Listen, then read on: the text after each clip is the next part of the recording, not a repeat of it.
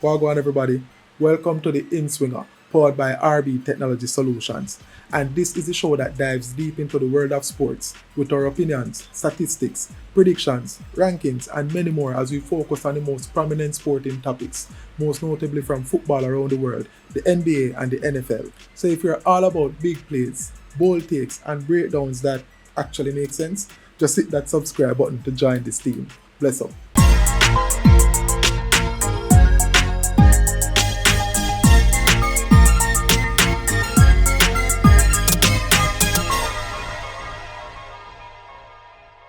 Alright, so next up is Barcelona versus Borussia Dortmund, and this is a matchup of two attack-minded teams, so this one should promise some goals and some excitement. The first leg takes place on the 9th of April at the Estadi Olympique Luis Companys, which is not the Camp Nou, it's Barcelona's temporary ground as the Camp Nou is currently under renovations. And the second leg will be in Dortmund at the Westfalenstadion on the 15th of April. So Barcelona has been absolutely rampant this season and has been one of the most standout teams this year, especially in the Champions League where they are the top scorers in the competition and they are extremely hungry to regain European glory after a 10-year drought, with their last championship being in 2015. But on the other side, Borussia Dortmund is a dark horse, most years they are, with a never say die attitude, and they might not have the star power like Barcelona, but they have some stars of their own and a knack for grinding out results in tough matches. Barcelona's Champions League campaign has been superb though. They finished second in the league phase behind Liverpool, and then they dispatched Benfica 4-1 on aggregate in the round of 16.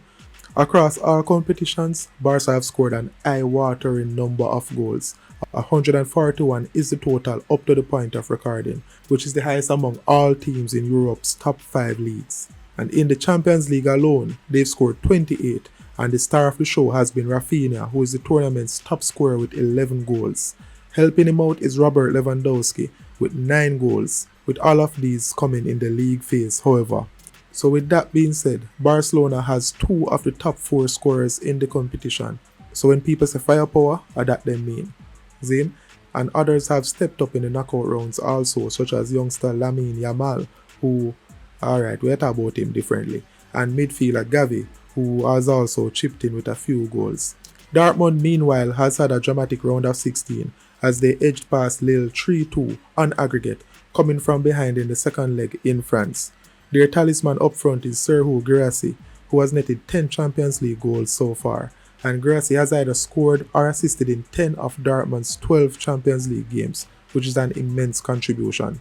Barcelona does have a few injuries to manage, with their first choice goalkeeper Marc-Andre ter Stegen out for the season. So veteran Wojciech Szczesny was signed as coverage and has been starting ever since. Also out are midfielders Pedri is returning from injury but might not be 100% match fit, and Dani Olmo, who is actually out and is expected late April. However, Barca actually has a deep squad and their front line is fully fit with Rafinha, Lewandowski and the sensation Lamine Yamal. Yamal himself has been a revelation this season especially. He's fearless and will be one of the youngest to ever feature in a Champions League quarterfinal. Injuries have also forced changes for Dortmund as well. Luckily for them, Serhou Guirassy is fit and ready to go for this leg, but Dortmund will miss Marcel Sabitzer, who is out with a knee injury. And forward Karim Adeyemi is just returning from a knock but should be available for the first leg. One other notable absentee will be Pascal Gross, who was signed from Brighton this season. He is actually suspended due to the accumulation of yellow cards. So in this matchup, Barca will be the stronger team and they will look to impose their style of play, which is dominant possession, high press and quick passing combinations, and they will try to suffocate Dortmund by pinning them back for a majority of this game. Look for Barca's attack to come out gunning, as Rafinha will have the freedom to roam and be instrumental in all build-up. Yamal will hug the touchline and look to stretch play, and Lewandowski will be his usual predatory self in the box. So Dortmund's challenge for this tie will be having to avoid getting overrun in midfield and in defense. So with that being said, Dortmund might adapt a pragmatic approach and look to set up defensively given the firepower that Barca has, and then look for quick counters and opportunities to strike in this match. This Barca team traditionally plays a very high line, so they can be get at. So this will pose an opportunity for Dortmund to get some chances with the occasional good ball over the top or through the lines here and there, providing service to Serhou Guirassy and possibly Karim Adeyemi. But as it relates to my prediction, I predict that Barca will win this first leg 3-1. I expect Dortmund to put up a fight, a good fight, and they will get a goal. Guirassy more than likely will be scoring this goal, but Barca will be too much for Dortmund to handle. Rafinha will continue his hot form that he has shown all season, and the scoreline will reflect Barca's dominance and Dortmund's ability to punch back a bit, somewhat supporting the narrative. Going into the second leg, I believe the scoreline will be the same. Again, I repeat, 3-1 in the second leg, so Barca will progress 6-2 on aggregate. That's my predictions for this tie. Alright guys, so the last quarterfinal match that we'll look at is Paris Saint-Germain versus Aston Villa. And this first leg will take place on the 9th of April at the Parc des Princes in Paris, with the second leg occurring on the 15th of April at Villa Park in Birmingham. And this is arguably the most unexpected matchup of the quarterfinal round, with French champions PSG going up against Aston Villa, who are a bit of underdogs in this matchup. And PSG are perennially Champions League contenders, a team whose squad is normally stacked with superstars, a philosophy which they have somewhat done away with this season. But this is a team that is desperate to conquer Europe given the investment that has been made in this team since the early 2010s. Aston Villa, meanwhile, are in uncharted territory in the modern day, as this is their first Champions League quarterfinal in decades, given that their last European Cup win was in 1982, long before the Champions League era. So PSG on one hand had to survive a thriller with Liverpool to get here, but Aston Villa has been quietly efficient and nobody now really paid them no mind. PSG comes into this tie as freshly crowned Ligue 1 champions. They actually clinched the French title last weekend with a 1-0 win, staying unbeaten in the league this season. And in the league, they're actually on a 28-game unbeaten run, which is a club record. So they are dominating domestically, and the stats show that they might be Europe's most informed team at the moment, as only Barcelona have scored more goals in all competition this season than PSG.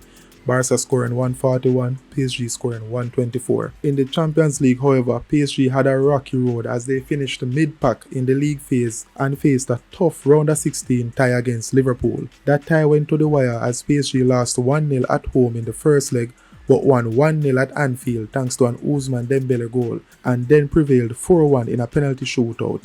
And it was dramatic as goalkeeper Gianluigi Donnarumma was the hero, saving 2 penalties in the shootout.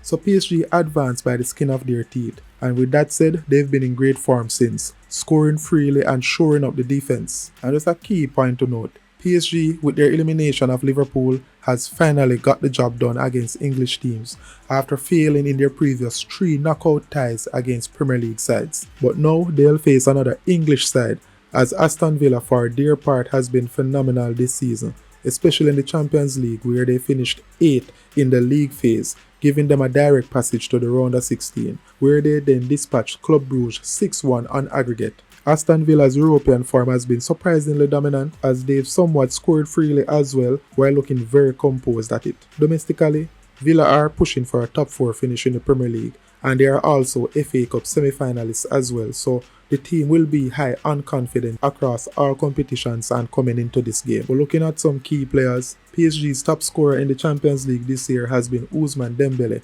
with 7 goals, and they have spread the goals somewhat across the team with players like Gonzalo Ramos, Bradley Barcola, Lee Kang-in, and even midfielders like Vitinha have chipped in with goals. Aston Villa's goals has been pretty spread out as well. Their top scorer has been Ollie Watkins with 4 goals. However, there are several players in the team with 2 to 3 goals. But as it relates to health, PSG appears to be relatively healthy and firing.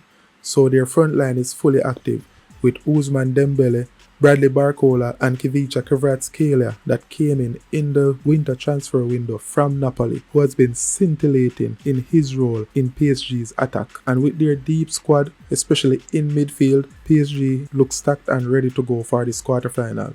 They arguably have the best midfield in Europe at this point, with João Neves, Vitinha and Fabian Ruiz comprising one of the most solid and balanced trio in Europe at this point. Aston Villa themselves appear relatively healthy. The team has been bolstered in the winter transfer window by the inclusion of Marcus Rashford and Marco Asensio to the ranks, and these two transfers has revolutionized the look of Villa's attack, putting them in a much stronger position heading into this tie. But we won't fail to mention Ollie Watkins, who has led the line superbly for Villa this season, and we won't overlook the contributions of Morgan Rogers, Yuri Tielemans, John McGinn and Jacob Ramsey in the attack. On paper, one might think PSG will dominate this game and Villa will look to sit back. Luis Enrique has found a way to include a mixture of having a patient possession game, somewhat similar to his days at Barcelona, but also using the strengths of his current players as they employ a high-intensity attacking game as well. The midfield will also want to exert a lot of control on the game, playing a lot of short passes as they look to exploit an opening that will present itself in Aston Villa's defense. But Aston Villa under Unai Emery has been tactically astute and he has masterminded many upsets in Europe over the years. And Villa will likely try to employ a compact mid-block. Not really park the bus, but they'll remain very organized.